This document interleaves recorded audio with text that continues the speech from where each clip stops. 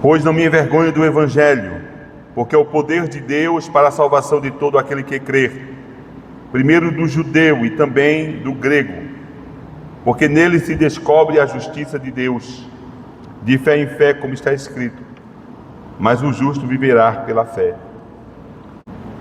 Amados irmãos, estes versículos são o coração da carta aos Romanos, é o cerne da mensagem cristã. Eles funcionam como uma tese poderosa que o apóstolo Paulo desenvolverá ao longo dessa epístola.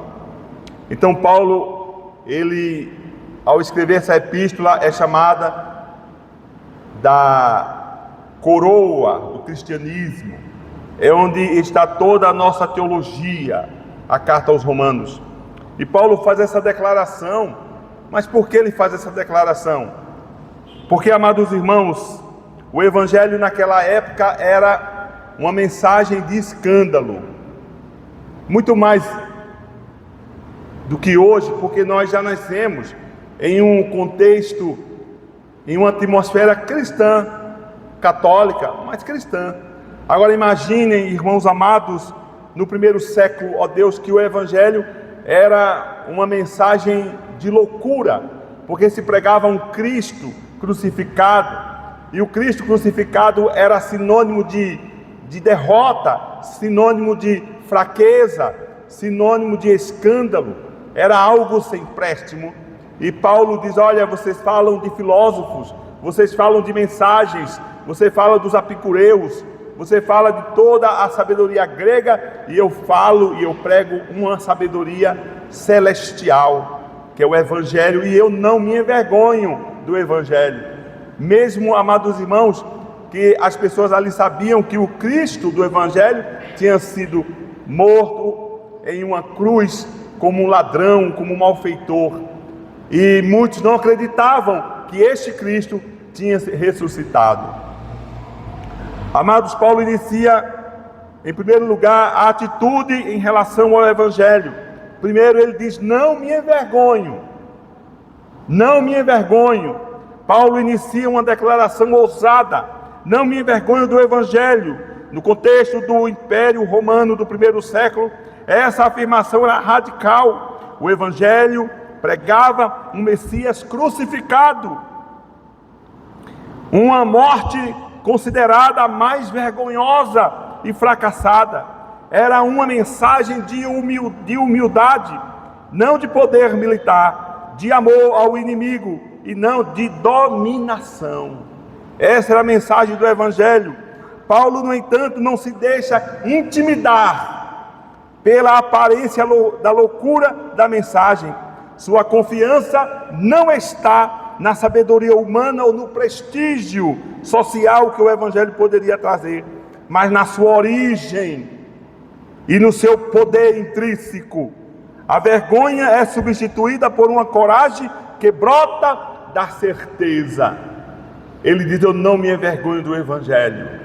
Amados irmãos, isso é muito atual, porque há muitas pessoas que se envergonham do Evangelho puro, o Evangelho raiz, o Evangelho mesmo. Há evangelhos híbridos, misturados, evangelhos triunfalistas, mas o Evangelho da cruz, do poder de Deus, o Evangelho da transformação, o Evangelho da humildade. Ele diz: eu não me envergonho desse Evangelho.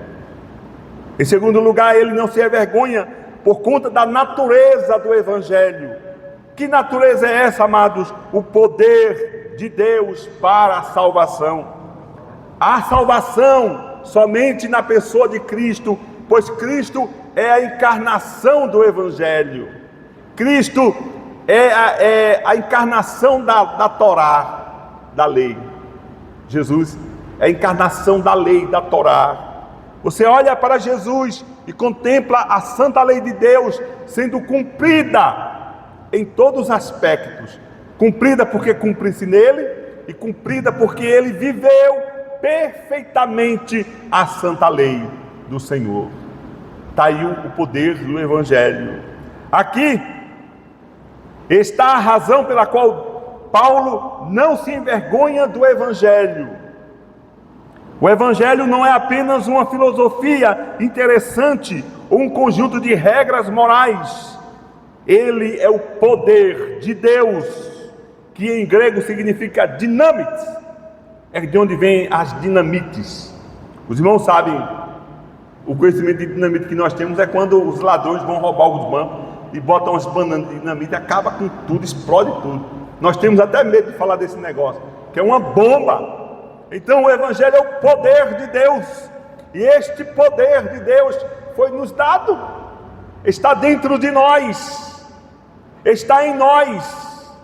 É o poder de Deus na vida da igreja, que é viva, que é dinâmica, que age. A igreja que é testemunha, e testemunha, irmãos, é mártires. É aquele que diz: eu sou cristão, não concordo com isso, porque o Santo Evangelho não concorda.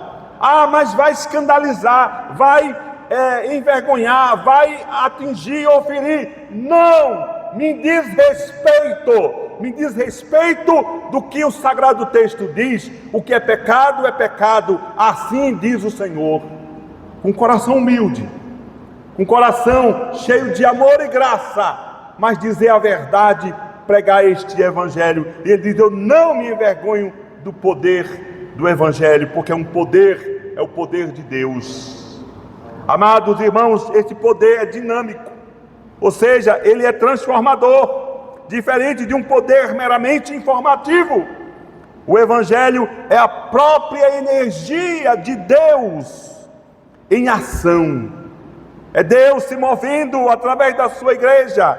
Ele não apenas diz algo, ele faz. O Evangelho faz, o Evangelho transforma, ele cria vida onde há morte espiritual, perdoa o que é imperdoável, transforma o caráter e liberta da escravidão do pecado. Assim faz o Evangelho.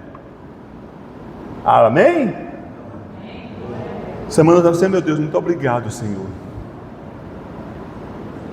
Eu estava aqui no centro da cidade fazendo alguma coisa e disse: Senhor, muito obrigado, porque o Senhor abriu os meus olhos para o teu Santo Evangelho. Senhor, como eu sou grato ao Senhor. Amados irmãos, a maior riqueza que nós carregamos em nossa vida é o Santo Evangelho. Nada é mais importante do que o Evangelho. O Evangelho é o que se tem de melhor na terra. Muitas pessoas agora estão morrendo simplesmente, unicamente por conta do Evangelho. Aqui no Brasil, muitas pessoas ficam camufladas porque não têm coragem de se identificar com o Santo Evangelho, embora sabendo o que é certo e o que é errado. Mas o Evangelho tem o poder também de distinguir os que são dos que não são. Se você é, o Evangelho vai expor você que você é. E se você não é, o Evangelho vai também expor. Uma hora o Evangelho expõe, porque nada fica encoberto àquele que tem olho de fogo. Amém? Qual o propósito do Evangelho, amados irmãos? Este Evangelho que Deus compartilhou, que Deus deu à igreja como presente. A salvação é o propósito. Esse poder tem um alvo específico: a salvação. A salvação na Bíblia é um conceito abrangente. Significa ser resgatado da culpa e da penalidade do pecado. Justificação, sendo liberto do poder do pecado no presente. Santificação, e um dia ser libertado da própria presença do pecado na glorificação. É a restauração completa do ser humano para o propósito pelo qual foi criado: um relacionamento correto com Deus. Somente o Evangelho pode nos trazer para perto de Deus, de termos um relacionamento perfeito, como Adão o tinha antes de cair. Amados irmãos, o Evangelho nos dá a possibilidade de que o próprio Espírito Santo habite em nós. Somos casas de Deus. vasos de honra. Coisa linda, coisa maravilhosa, amados irmãos, embaixadores de Cristo, por causa do Evangelho. Este Evangelho também traz incompreensão daqueles que não são subordinados ao próprio Evangelho. Este Evangelho também tem poder de trazer perseguição àqueles que amam esse Evangelho. Mas esse Evangelho também traz coragem para enfrentar todas as artimanhas, todos os empecilhos e todos os seus inimigos. O Evangelho nos dá a possibilidade de dizer, porque para mim viver é Cristo e morrer é lucro. O Santo Evangelho traz a ousadia de não termos medo do amanhã, porque Deus está conosco. Os irmãos conhecem a história de Jucundino, do missionário Jucundino? Só os mais antigos conhecem a história do missionário Jucundino. O missionário Jucundino, Deus o levou. E ele foi missionário aqui na igreja presbiteriana. Eu tive o privilégio de conhecê-lo e até de ir na casa dele. Ele tinha uma voz muito potente. Inclusive, quando ele vinha pregar, tinha que baixar o som, porque não queimava. É sério. Então, ele estava pregando no sertão, e alguém entrou com uma arma em punho e disse: cale-se, porque senão eu lhe mato. E ele disse: atira! Atira, porque meu corpo cairá no chão e minha alma diante do Senhor. Atira! O cabra baixou a arma e foi embora e nunca mais apareceu. Somente o Evangelho traz tal ousadia, o poder de Deus na vida do ser humano. O alcance desse Evangelho, amados irmãos, não ficou somente em Jerusalém, mas esse alcance é universal. Esse Evangelho vai diante de cada tribo, de cada povo, de cada etnia, dizendo que o homem precisa do próprio Evangelho para a salvação. A única forma do homem ser salvo é através do Evangelho. Nós estávamos escutando hoje, lá em casa, uma música, um concerto de Valdice, né? Valdice ou Gabriel? Ela sabe o nome correto. É muito bonito, eu gosto, só que eu não sei o nome assim correto. E aí nós ficamos muito encantados com a música, né? Instrumental, com violino, com orquestra. Aí eu disse: rapaz, quando eu vejo um ímpio fazer um poema, quando vejo um ímpio fazer uma música tão linda dessa, eu fico meio que triste, porque é o poder de Deus. Aí eu vim, o mesmo ser que faz uma música dessa estupra. Não estou falando da pessoa, o mesmo ser humano. O mesmo ser que faz uma música dessa faz uma bomba atômica. O ser humano. E aí começamos aí alguém chega lá na mesa e diz: é a graça comum. É a graça comum. O que é bonito é bonito. Aí o médico, ele usa suas mãos habilitadas por Deus,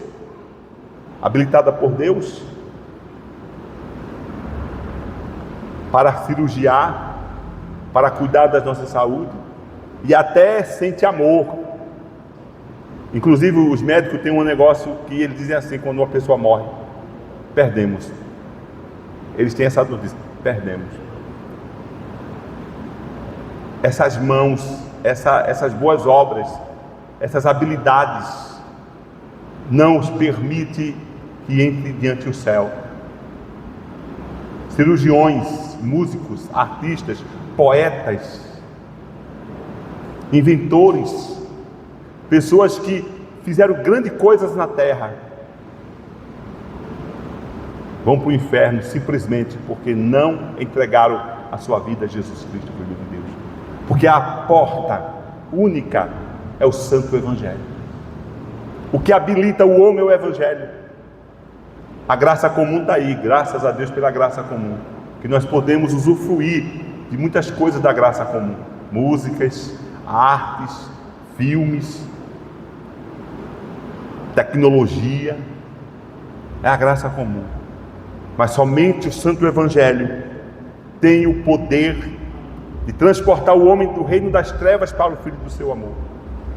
Somente o Evangelho pode justificar. Nós podemos ser um bom filho, uma boa filha, um bom patrão, um bom empregado, um bom estadista, um bom prefeito, um bom governador, um bom presidente. Podemos ser bons em tudo. E mesmo assim, não entrarmos no reino de Deus, porque a chave, a senha é Jesus Cristo. Veja, irmãos amados, a responsabilidade que cada um de nós temos de levar este Evangelho às pessoas que não o conhecem, que não sabem. Amados, é um privilégio, porque nós já a conhecemos, e uma responsabilidade, porque a única forma do ser humano entrar no reino dos céus é através daquilo que Deus colocou no meu ser, no seu ser, em nosso ser, o Santo Evangelho. O Santo Evangelho é a única coisa que habilita.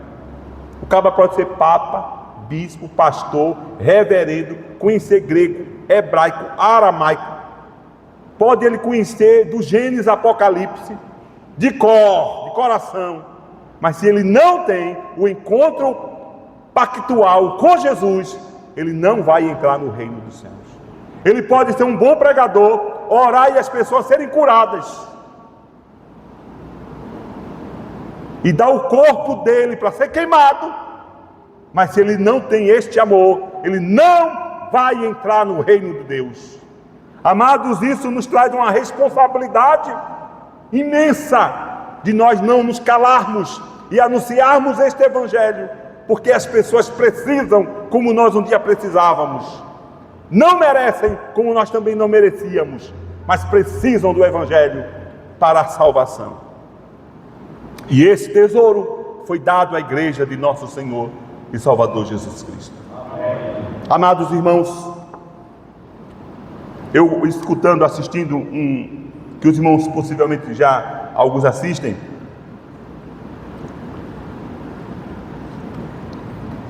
um teólogo batista, ele é muito bom. O defeito dele é que ele é armeniano. Tirando isso, topada. Ele disse o seguinte ontem, e eu fiquei pensando, é verdade. Ontem, assim, numa live que eu vi, ele disse: a igreja do Senhor é um hospital. Isso aqui é um hospital. Isso aqui é um pronto-socorro, ok? Mas imagine, irmãos amados, um dia eu entrei aqui como sendo um hospital, porque a minha alma estava ferida, doente. Mas aqui, pelo Santo Evangelho, nós somos tratados, somos reconstruídos e somos ingressados no exército de Deus. Amém? Agora, é um hospital, sim, mas nós não vamos viver o tempo todo no hospital. Ele é um hospital para aqueles que precisam de um hospital. Então venham, nós vamos cuidar, vamos curá-los no poder da palavra de Deus. Mas não é justo que nós tenhamos 10 anos de igreja, 15 anos de igreja, 6 anos de igreja, e ainda no hospital. Está no hospital?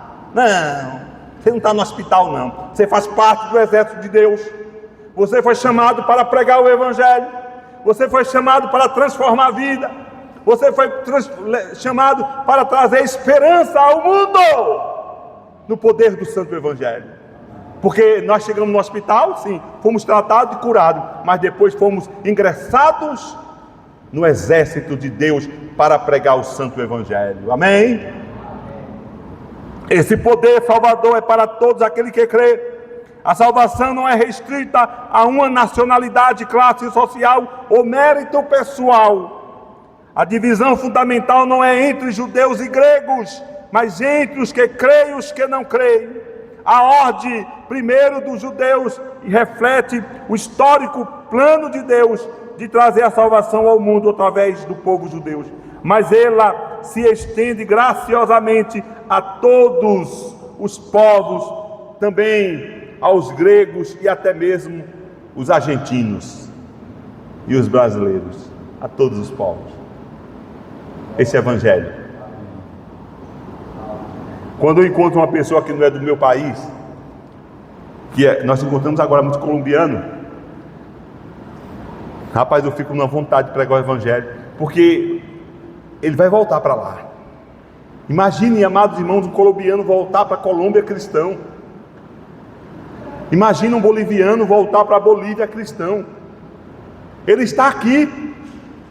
Imagine um cubano voltar para Cuba. Eu acho que lá ele não volta não. Para Cuba eu acho que não volta não. Ninguém é besta, né, irmão, também, né? Ninguém é tão tolo. Amados, nós temos oportunidade, porque esse evangelho é para todas as pessoas. A razão do evangelho, em terceiro lugar, a justiça de Deus se revela, o justo viverá pela fé. O evangelho, o versículo 17 explica como o evangelho é o poder de Deus para a salvação. A grande barreira entre Deus e a humanidade é o pecado, que gera injustiça e condenação. O evangelho resolve esse problema de forma radical. Primeiro, a revelação da justiça de Deus. No evangelho, a justiça de Deus é revelada, e isso não se refere primeiramente ao seu atributo. Isso não se refere primeiramente ao seu atributo de ser justo, que condena o pecador, mas à sua ação de tornar justo o pecador.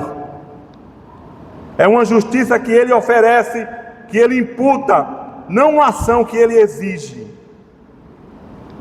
Alcançados pelos nossos próprios méritos, mas pelos próprios méritos de Cristo, não pelos esforços humanos, mas pelo poder de Cristo na cruz do Calvário.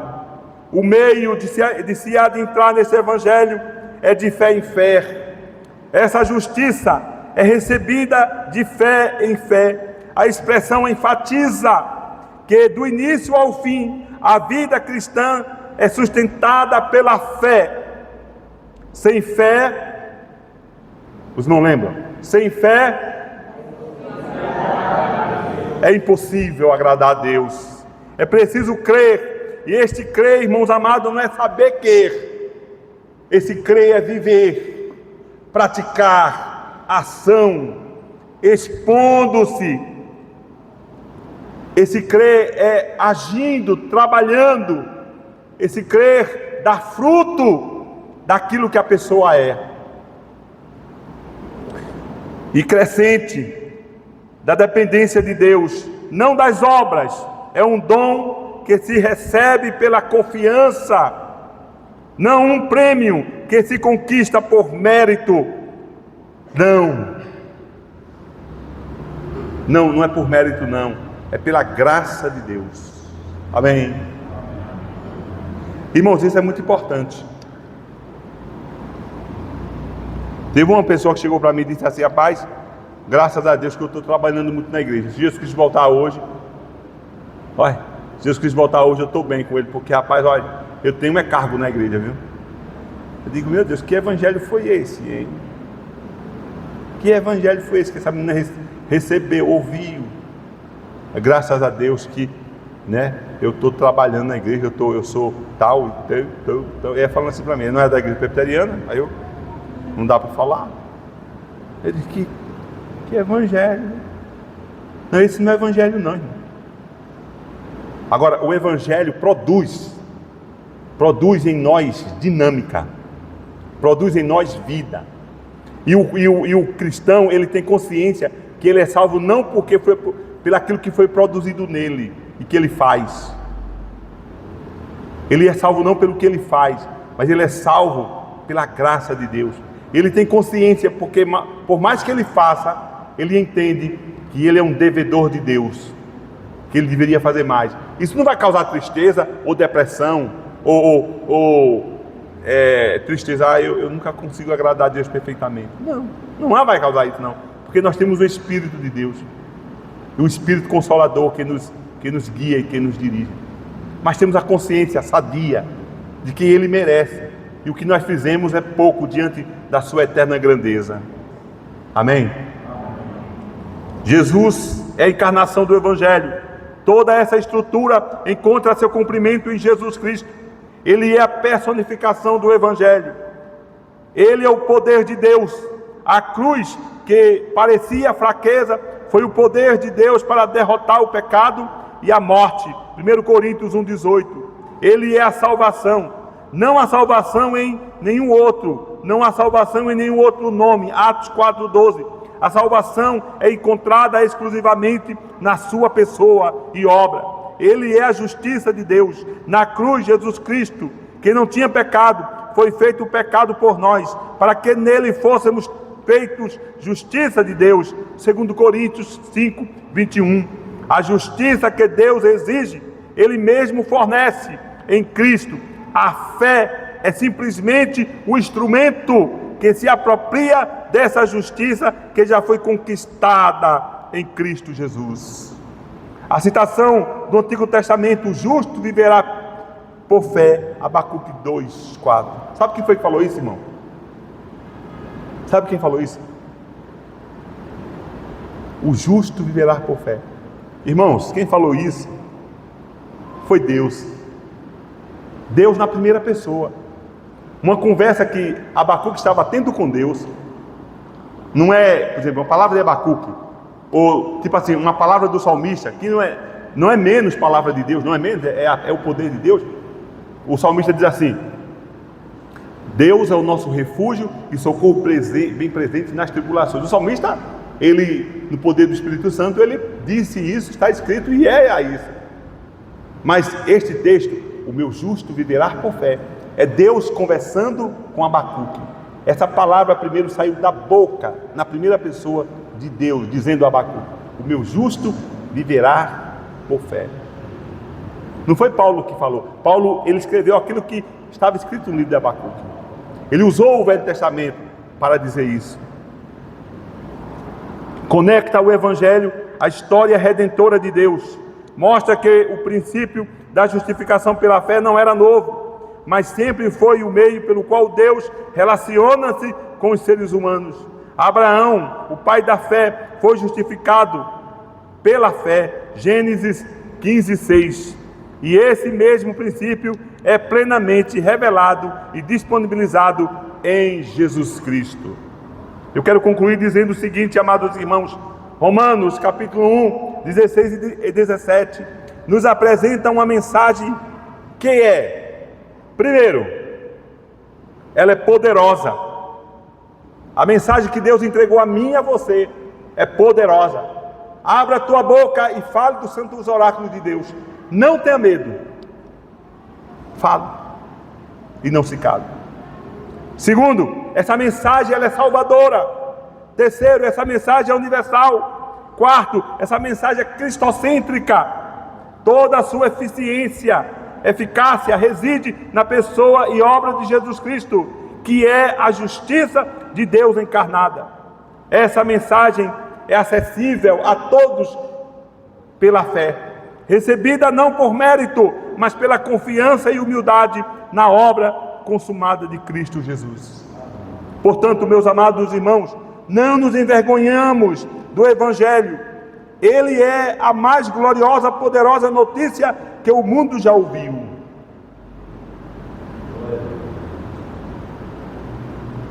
A melhor notícia é a palavra de Deus.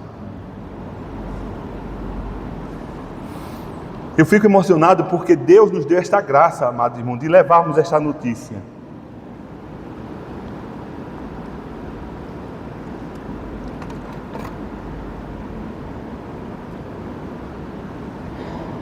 Então vamos continuar falando. Em Jesus, Deus fez por nós que nós jamais poderíamos fazer por nós mesmos, oferecendo-nos gratuitamente o dom da salvação e de uma nova vida que recebemos simplesmente pela fé.